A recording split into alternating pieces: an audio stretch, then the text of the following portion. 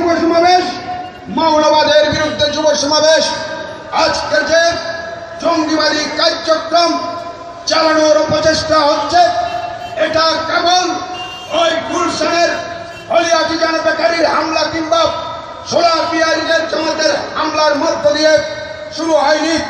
আমাদেরকে এই জঙ্গিবাদকে নিয়ে বিশ্লেষণ করতে গেলে পিছনের দিকে চলে যেতে হবে।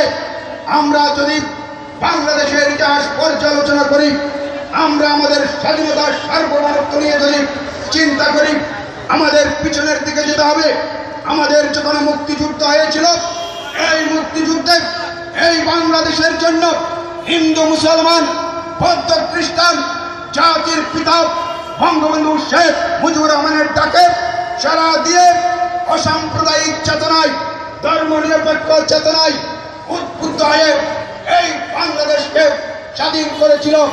৭১ সালে যে মুক্তিযুদ্ধের মধ্য দিয়ে আমরা বাংলাদেশ পেয়েছিলাম, সেদিন সেই বাংলাদেশের লক্ষ্য এবং উদ্দেশ্য ছিল ধর্ম যার যার, রাষ্ট্রসভার হিন্দু মুসলমান বৌদ্ধ খ্রিস্টান নিজ নিজ ধর্ম পালন করবে, অন্যায়ের বিরুদ্ধে